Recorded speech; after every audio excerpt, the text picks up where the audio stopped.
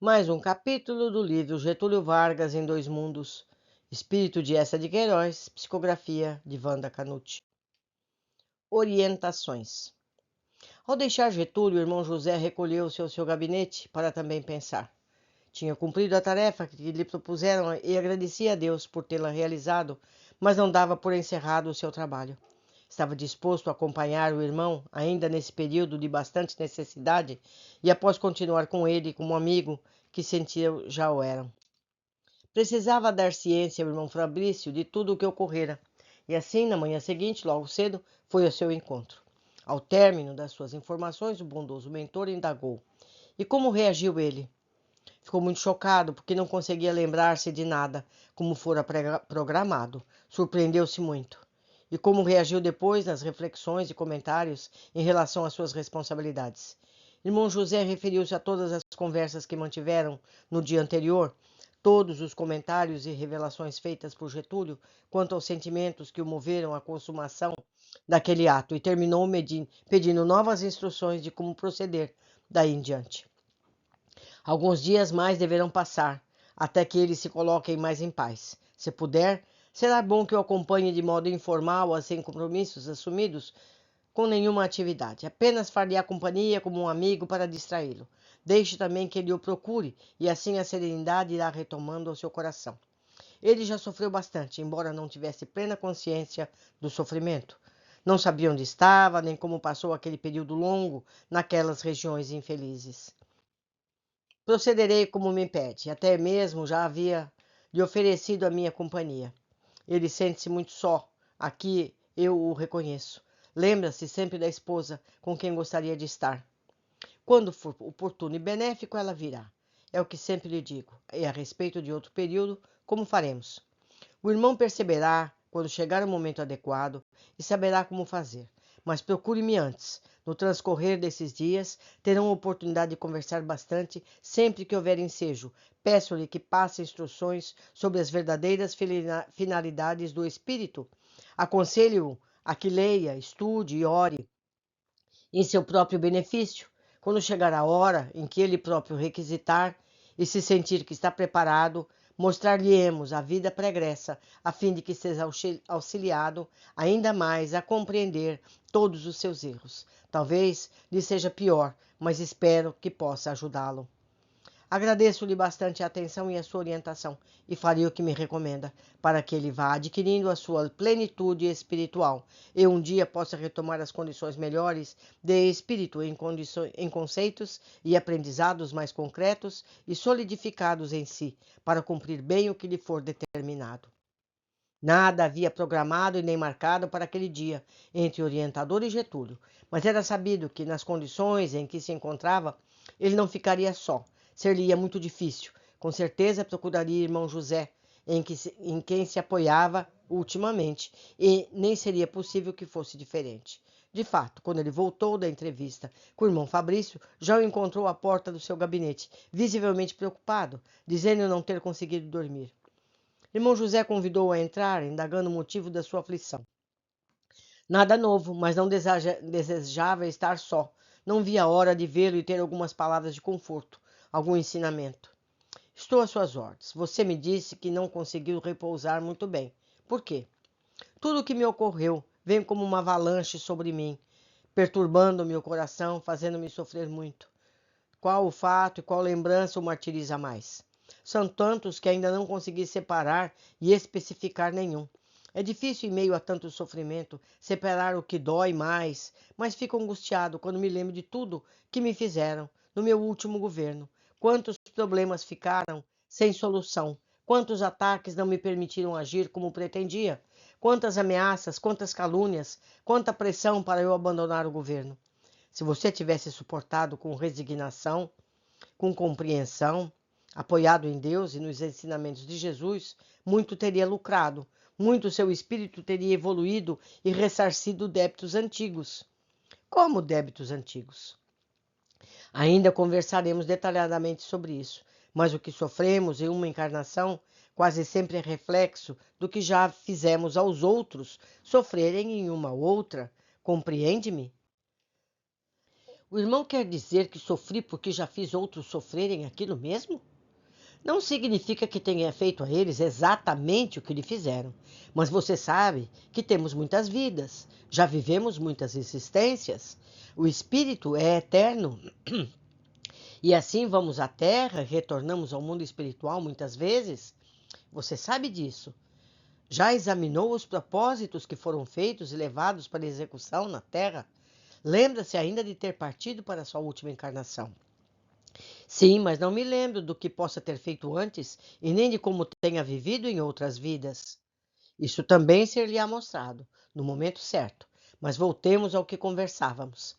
O senhor dizia que nem sempre o que sofremos é exatamente o que fizemos os outros sofrerem. Sim, compreendeu bem. O que ocorre em uma vida nem sempre acontece do mesmo jeito em outra. A Terra progride, as condições de vida são outras, não podemos repetir as mesmas situações que tivemos em outra oportunidade. Porém, o sofrimento fica marcado no espírito. E se não conseguiu perdoar, quando retoma e tem a oportunidade de conviver na mesma época com quem lhe fez sofrer, seja perto ou mais afastado, sem nem mesmo saber como aquele ódio retoma, e dentro das condições que lhe são oferecidas, persegue a sua presa o mais que pode. O mundo parece uma injustiça, mas perante Deus é a sua justiça em ação. Quer dizer que tudo que sofria era porque já havia feito sofrer. É isso mesmo. Às vezes não são os mesmos que atingimos, mas Deus permite que outros façam como forma de ressarcir os hábitos e progredimos mais. Mas isso também não livra aquele que nos faz sofrer de suas responsabilidades. Entendeu, irmão? Sim, estou com medo porque muito realizei também em desfavor de tantos, no cumprimento das minhas atribuições de governante. Muitas vezes agi, ou melhor, consenti que agissem, sem piedade, para afastar perturbadores da paz, para retirar aqueles que pretendiam atrapalhar o bom andamento do governo. Todos os nossos atos têm de ser ressarcidos um dia. Mas não significa que vamos encontrar, frente a frente, os que prejudicamos. Deus nos dá uma infinidade de oportunidades para trabalharmos em favor de muitos e desfazermos males antigos. Existem muitos meios para resgatarmos débitos. Penso que estamos nos afastando um pouco do assunto central. Continue a falar dos seus receios e lembranças. O que mais o aflige? Pelo que compreendi, através do que me explicou, a responsabilidade que assumimos ao retirarmos de nossas próprias mãos a vida que Deus nos concedeu é muito grande. Sim, é o maior crime que praticamos contra nós próprios.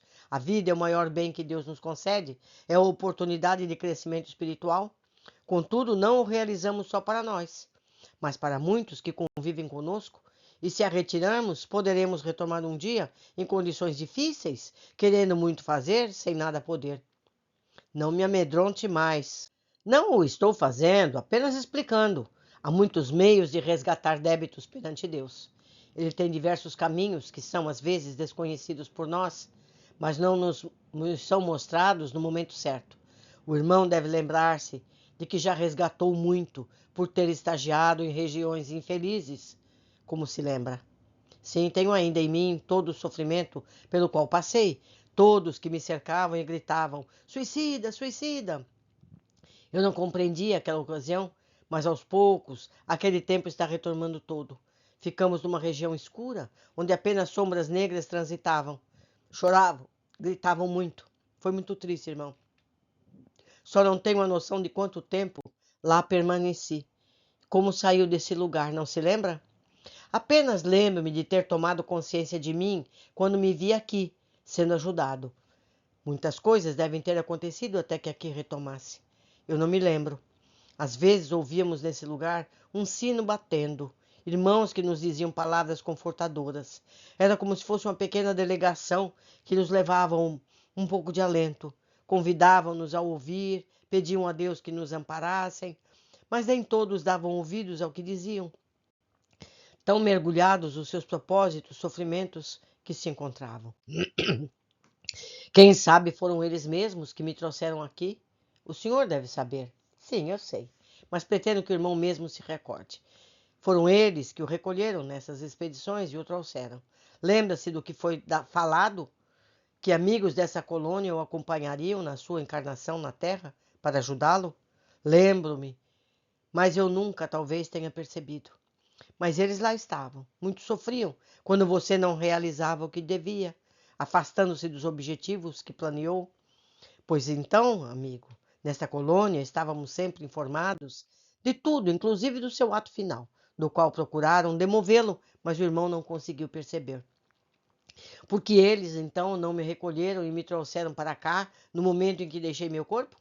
Exatamente pelos débitos adquiridos no uso do seu livre-arbítrio, na execução do ato final que encerrou sua vida. Compreende-me? É muito difícil. É a execução da justiça divina, irmão. Deus não pune ninguém. Somos nós próprios que nos punimos pelos nossos atos e pela nossa vontade. Deus é bom, nos proporciona sempre o ressarcimento dos débitos em novas oportunidades. Se não as aproveitamos, vamos acumulando mais débitos para nós.